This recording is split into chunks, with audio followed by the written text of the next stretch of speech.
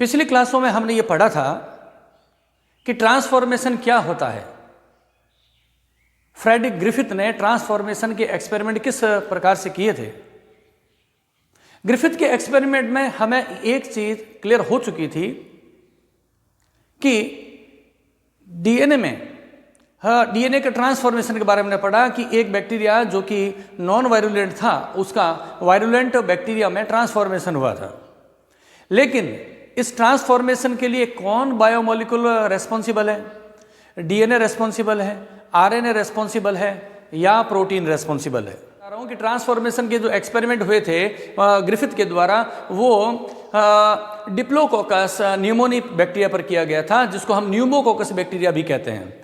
एक बार के लिए हम उसको थोड़ा सा फ्लैशबैक कर लेते हैं। क्या बताया गया कि जो आर स्ट्रेन होता है बैक्टीरिया का, न्यूमोकोकस का आर स्ट्रेन वाला बैक्टीरिया है वो नॉन वायरुलेंट होता है, क्योंकि उसको अगर किसी भी होस्ट में इंट्रोड्यूस करा देते हैं तो वो होस्ट लाइव रहता है, जिंदा रहता है, मीन्स वो नुकसानदायक नहीं है, हार्मफुल नहीं होता है। सिमिलरली जब न्यूमोकोकस के एस स्ट्रेन बैक्टीरिया को किसी माइस में इंट्रोड्यूस करा देते हैं तो उस एस स्ट्रेन के इफेक्ट से वह होस्ट माइस मर जाता है। मींस एस स्ट्रेन क्या है? वायरुलेंट है, जो कि हार्मफुल है। उस एस स्ट्रेन के इफेक्ट से उस होस्ट माइस के जो लंग्स है वो इन्फेक्टेड हो जाते हैं निमोनिया डिजीज से, और अल्टीमेटली ब्रीदिंग की प्रॉब्लम की वजह से वह माइस, होस्ट माइस है, वो मर जाता है। और उसी में हमने पढ़ा था कि जब हम एस स्ट्रेन वाले जब स्ट्रेन को जब हीट किलिंग कर देते हैं, गर्म कर देते हैं, तो वह इनएक्टिवेटेड हो जाता है। इनएक्टिवेट करने के बाद एस स्ट्रेन को अगर किसी माइस में हम इंट्रोड्यूस कराते हैं तो वो माइस जिंदा रहता है। मीन्स हीट किलिंग से क्या हुआ? S strain converted into the non virulent S strain. And when we introduce the both kind of the bacteria, the live activated R strain and inactivated S strain in a common mice, in that condition क्या हुआ? वो माइस मर गया। जबकि हमने ये conclusion निकाला था कि R strain is not is a non-virulent bacteria. Inactivated S strain also functions like the non-virulent bacteria. लेकिन इन दोनों को जैसे ही हमने इंट्रोड्यूस कराया तो वो जो आर स्ट्रेन था, जो नॉन वायरुलेंट था, वो एस स्ट्रेन के डीएनए के इफेक्ट से किस में कन्वर्ट हो गया? नॉन वायरुलेंट से वायरुलेंट में। लेकिन ग्रिफिथ के एक्सपेरिमेंट से यह पता नहीं चल पाया था हमें कि ये non virulent bacteria virulent bacteria में कन्वर्ट हुआ तो किस बायोमोलिक्यूल के इफेक्ट से हुआ? मीन्स डीएनए से, आरएनए से या प्रोटीन से। इसी के एक्सपेरिमेंट को आगे की ओर एक्सटेंड किया था इन तीन साइंटिस्ट ने, जिसकी हम बात कर रहे हैं, एवरी, मैक्लियोड और मैकार्टी। अगेन इन्होंने भी एक्सपेरिमेंट किस पे परफॉर्म किए? न्यूमोकोकस बैक्टीरिया पे। न्यूमोकोकस बैक्टीरिया जिस पर एक्सपेरिमेंट ट्रांसफॉर्मेशन के किए गए थे। अब इस एक्सपेरिमेंट में क्या हुआ? बड़ा ही इजी है, स्टेप बाय स्टेप हम इसको समझ पाएंगे।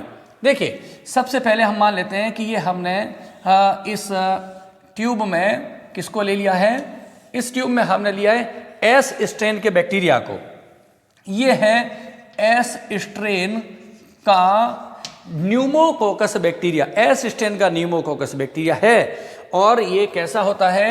जिसका हम पहले से डिस्कशन कर चुके हैं, ये वायरुलेंट होता है। वायरुलेंट मीन्स ये जिस होस्ट में इंट्रोड्यूस करा देंगे तो वो होस्ट निमोनिया डिजीज की वजह से मर जाएगा, इसलिए हमने इसे कहा वायरुलेंट। अगेन हम चल रहे हैं ग्रिफिथ के एक्सपेरिमेंट की तरह ही कुछ स्टेप को फॉलोअप करते हैं। जैसे ये जो एस स्ट्रेन है, इस एस स्ट्रेन को हमने क्या किया है? हीट किलिंग कर दी है। हीट किलिंग से ये जो एस स्ट्रेन है वो बैक्टीरिया इनएक्टिवेटेड हो गया है। यहाँ पर अब हमारे पास में हीट किलिंग करने से इसमें क्या रह गया है? इसमें क्या हुआ है? ये एस किल्ड स्ट्रेन हो गया है, एस किल्ड स्ट्रेन हो गया है। अब इससे किसी प्रकार की बीमारी नहीं हो सकती अगर होस्ट में हम इसको इंट्रोड्यूस करा देते हैं तो। चलिए, अभी एस जो है स्ट्रेन जो कि हीट किलिंग हमने कर दिया है, जिसका बैक्टीरिया इनएक्टिवेटेड हो गया है। ये जो सस्पेंशन बना हुआ है इसमें से हम दो बायोमोलिक्यूल को सेपरेट कर देते हैं। फर्स्ट कार्बोहाइड्रेट को निकाल देते हैं और लिपिड को। यानी नेक्स्ट स्टेप में हम क्या करेंगे, इसमें से, इस सस्पेंशन में से, इस कल्चर में से हम दो बायोमोलिक्यूल्स को क्या करेंगे, रिमूव कर देंगे। यहाँ से हम दो बायोमोलिक्यूल्स को रिमूव कर देते हैं। कौन कौन से? हाँ, लिख देते हैं यहाँ पे। साइंटिस्ट ने क्या किया, रिमूव्ड किया। किसको? एक तो किया कार्बोहाइड्रेट को, और प्लस क्या निकाल दिया है उन्होंने, लिपिड्स को। इस सस्पेंशन में से कार्बोहाइड्रेट और लिपिड को बाहर निकाल दिया गया है। तो अब इस सस्पेंशन में हम सोच के देखें, अब इसमें क्या रह गया है उसको हम देखते हैं। आप डायग्राम को अगर फॉलोअप करेंगे तो मैं उम्मीद करता हूं आपको सारी चीज़ें समझ में आ जाएगी, है ना। जब इसमें से कार्बोहाइड्रेट को हमने बाहर निकाल दिया है और लिपिड को निकाल दिया है, तो हम इसमें क्या मान के चलते हैं कि इसमें प्रोटीन है, इस सस्पेंशन में डीएनए है, और इस सस्पेंशन में क्या है, आरएनए रहा है। अगेन एक बार देखते हैं हमने क्या काम किया है। एस स्ट्रेन का न्यूमोकोकस बैक्टीरिया को हमने इसमें लिया। लेने के बाद में हीट किलिंग की, इसको हमने गर्म किया। बैक्टीरिया कैसा हो गया, इनएक्टिवेटेड फॉर्म में हो गया। यह जो बैक्टीरिया वायरुलेंट था वो यहाँ पे हीट किलिंग के बाद क्या हो गया, नॉन वायरुलेंट हो गया। अब ये किसी को भी किल नहीं कर सकता है। अब इसमें से हमने कार्बोहाइड्रेट और लिपिड को रिमूव कर दिया। अब रिमेनिंग इसमें क्या बचा हुआ है, प्रोटीन, डीएनए और आरएनए।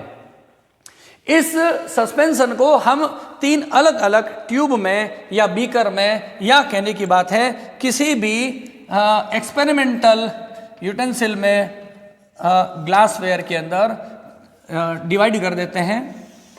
इसके 3 ग्रुप बना देते हैं। ये जो मटेरियल था इस ट्यूब में, इसको हमने क्या किया, 3 अलग अलग टेस्ट ट्यूब के अंदर डाल दिया है, या एक्सपेरिमेंटल जो हमारे पास में ग्लासवेयर है उसमें हमने इसको सेपरेट कर दिया है। इसको जब हमने सेपरेट कर दिया है, अब इसमें क्या है, इन तीनों के अंदर ही, इन तीनों में भरा हुआ क्या है, एसिड स्ट्रेन है। तीनों से कार्बन लिपिड रिमूव हो चुका है, और अब तीनों में क्या रहा है, protein, DNA, RNA, protein, DNA और आरएनए, और इसमें भी प्रोटीन, डीएनए और आरएनए है। अब यहाँ पे हम देखते हैं इसमें हम क्या मिक्स करने जा रहे हैं, ताकि एक्सपेरिमेंट समझ में आए। आपने कहा इन तीनों में 3 तरह के बायोमोलिक्यूल है, 3 प्रोटीन है, डीएनए और आरएनए। हम जानते हैं कि प्रोटीन का डाइजेशन किया जाता है प्रोटीएज एंजाइम से, एक में मिलाएंगे हम प्रोटीएज एंजाइम। डीएनए का डाइजेशन किया जा सकता है डीएनएज एंजाइम से, एक में हम डीएनएज को मिलाएंगे, और तीसरे में मिलाएंगे आरएनएज एंजाइम। देखिए किस तरीके से, ये जो फर्स्ट सस्पेंशन है इसमें हमने किसको मिक्स किया है, डीएनएज। एज मीन्स हो गया enzyme, the enzyme which can digest DNA molecules. Second test tube में हम क्या मिलाएंगे, आरएनएज एंजाइम को मिक्स कर देते हैं, जो आरएनए को डाइजेस्ट करेगा। और ये जो तीसरा है इसमें हम क्या मिला देंगे, प्रोटीएजेज या प्रोटीएज। ये क्या करेगा, प्रोटीन का डाइजेशन। नाम से पता चल रहा है ये एंजाइम प्रोटीन का डाइजेशन करेगा, ये वाला आरएनए का डाइजेशन करेगा, और ये करेगा डीएनए का। अब यहाँ पे हमें ज़्यादा सोचने की जरूरत है ही नहीं, जब हम पहले से ही कह रहे हैं कि इन तीनों टेस्ट ट्यूब में क्या क्या थे, ये वाला कॉम्बिनेशन था। इन तीनों टेस्ट ट्यूब में प्रोटीन था, DNA, RNA, protein, DNA, RNA, और इसमें भी था प्रोटीन, डीएनए, आरएनए।